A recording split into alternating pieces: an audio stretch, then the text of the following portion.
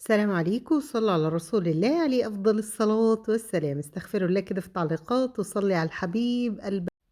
على قد وصفات الكيك اللي بنعملها دايما بيجيلي الكيكة بتطلع مكتومة ما بتطلعش هشة. هنتكلم عن أسباب نجاح وفشل الكيك وإزاي يطلع معاكي سفنجي فاتح لونه أبيض من داخل، هش وخفيف وما شاء الله تبارك الرحمن. ادي انتوا شايفين الكيكة هتبقى سهلة وسريعة ان شاء الله بمقادير موجودة في مطبخك، ولو في عندك حاجة مش متوفرة هقولك على البدايل.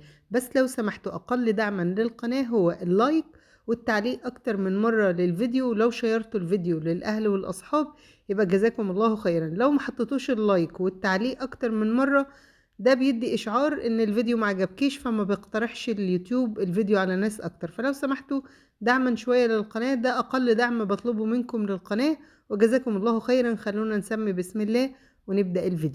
سمينا بسم الله أصحابي. أول حاجة في أسباب نجاح الكيك لازم يقولك إن البيض يبقى بدرجة حرارة الغرفة. طيب أحيانا أنا بطلعه من التلاجة بارد وبشتغل بيه وبيبقى زي الفل وما بيعملش أي حاجة، فمش بالضرورة إنه يبقى دايما بارد أو بدرجة حرارة الغرفة يعني. بس يعني أنا في كلا الحالتين، يعني أحيانا بشتغل بيه بارد وأحيانا بشتغل بيه بدرجة حرارة الغرفة وبتطلع النتيجة واحدة، يعني ما شفتش فيه فرق. دي نمرة واحد. أنا هنا أضفت أصحابي 3 بيضات وأضفت معاهم كوباية إلا ربع سكر، وأقدر أخفض السكر إلى نص كوب. وأهم حاجة في السكر إن الكيكة بتيجي غامقة. نوعية السكر لو السكر الحبيبات الخشنة ويكون غامق ده بيبوظ. أولا مش هيدوب بسرعة مع البيض، فهيبقى حبيبات كده وهيعمل لك نقط سودة في قلب الكيكة، فدي بتأثر على قوام وطعم الكيكة وكمان هيغمق لك لون الكيكة. دي نمرة واحد. نمرة اتنين، مش لازم اشتغل الكيكات العادية اللي هي كيكة الشاي او الكيكة اليومية، ما بنحتاجش فيها فوليوم وفوم زي الكيك الاسفنجي اللي هو بنستخدمه لتزيين الجاتوهات والتورت. فبالتالي في المرحلة دي أنا بس أحتاج إن الخليط يفتح ويبقى لونه أبيض. يعني تقدري تشتغلي بالخلاط، تقدري تشتغلي بالمضرب اليدوي لو عندك صحة بقى وعضلات، وتوصلي بس إن الخليط يفتح كده ويتضاعف الحجم ويبقى فلافي كده وخفيف زي الكريمة كده زي ما انت شايفة. في المرحلة دي اتأكدت إن السكر داب واللون افتح كده وبقى كريمي.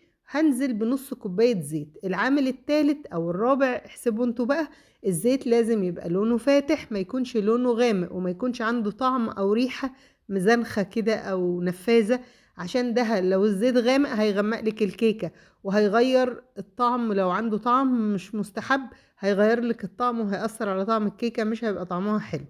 طيب هنا في انا هنا هاخد نص كوب بعد ما اضفت الزيت. بنزل، ولو انت هتشتغلي في الخلاط هتشتغلي بنفس الترتيب مفيش اي مشكلة. اهم حاجة نوصل لمرحلة القوام اللي انتوا شايفينه معايا في الفيديو. بنزل بنص كوب من الزبادي، اقدر استخدم حليب، اقدر استخدم مية، اقدر استخدم عصير، اي حاجة. اقدر استخدم رايب، مفيش اي مشكلة. اي مادة سايلة عايزة تستخدميها مفيش اي مشكلة، بس التزمي بنص كوب.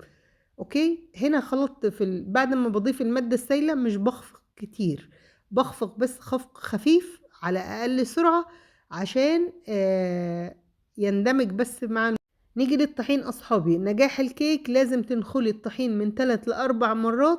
أنا بستخدم طحين جميع الاستخدامات، وللأسف الطحين اللي أنا بستخدمه مش ذو جودة عالية، لأن احنا كنا بنستخدم ماركة معينة من الإمارات وبعدين وقفوا يجيبوها في السوبر ماركتات على مستوى البلد. معرفش ايه السبب صراحة.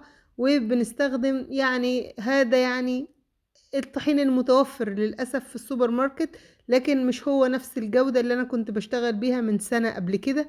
السنة من سنة قبل كده المعجنات والكيك كان بيطلع معايا تحفة بسبب الطحين. الطحين ده للأسف مش كويس، وللأسف ما قداميش بديل تاني أشتغل بيه غير هذا.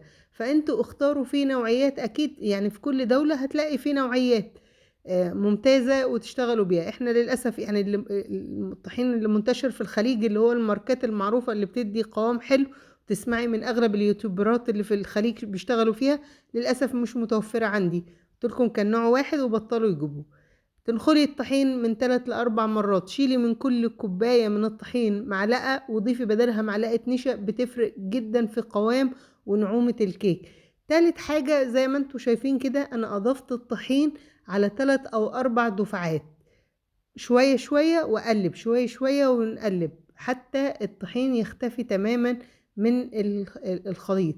وبفضل إضافة الطحين في الكيكات الفانيلا بالمضرب اليدوي أو بالسباتولا عشان تديكي مسامات مش كبيرة.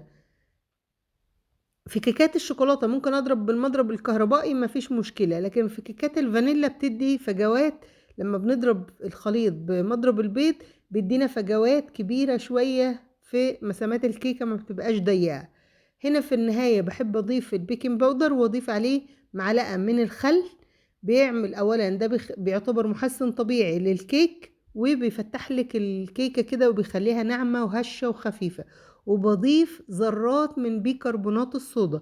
البيكنج باودر هو العامل بتاعه انه يرفع الكيك، لكن بيكربونات الصودا هو اللي بيديكي الهشاشة للكيك. حتى اللي هو في انواع طحين بتبقى موجودة في الماركات الأوروبية بيقولك ذات التخمير. ذات التخمير ده يعني مضاف عليه بيكنج باودر وبيكربونات الصودا بنسب معينة، وبيبقى فيه محسن كيك كمان باودر. فلازم تحطوا ذرات البيكربونات الصودا بتفرق، واللي ما يريدها ما يحبش يفضلها براحتكم، بس انا قلت لكم على دي اهم الاسرار اللي بتنجح معاكي. عملت كل الخطوات حطيتها في الصينيه. المقادير دي تاخد صينيه 20 تبقى حلوه جدا. والفرن لازم يبقى مسبق التسخين، وتحطيها على الرف. انا بحطها في اول رف بعد الارضيه. بتاخد من بعد 35 دقيقة تبدأي تشوفيها يعني. انتوا طبعا معاكم الوقت، يعني الكيكة ما بتزيدش عن 40-45 دقيقة. لو الفرن ميت خالص ممكن توصل معاكي ل55 دقيقة، لو الكيكة كمان حجمها أكبر من كده. لكن يعني دي مش هتاخد أكتر من 30 دقيقة 35 دقيقة لأن الحجم مش كبير. طبعا انتوا معاكم الوقت. الكيك يفضل ان انتوا تقطعوه بارد، لكن انا طبعا ببقى عشان عايزة اختم الفيديو فبقطعه ساخن. يعني انتوا لسه شايفين فيها بخار المية طالع منها اهو. شايفين بقى الكيكة مساماتها ناعمة هشة جدا خفيفة وهي لسه سخنة. يعني كل ما بتبرد الكيك بينعم اكتر، وبتلاقيه كده ناعم وبيدوب في التوم. يعني كمان الإضاءة والتصوير ظالمين الكيك صراحة. هشة جدا وناعمة وخفيفة واقتصادية، يعني شوية زبادي على طحين. وطبعا انتوا بقى في كل دولة جربي الطحين حتى توصلي إلى طحين كويس عشان تستخدميه. يعني أكيد هتحصلوا ماركات كويسة يعني. هذا النهاردة يعني اتكلمت عن أغلب مشاكل الكيك اللي بتقابلكم، ولو حد عنده مشكلة يكتب لي في التعليقات وإن شاء الله نحاول نجاوب عليها. يا ريت ما تنسوش الدعم باللايك والشير والاشتراك. السلام عليكم.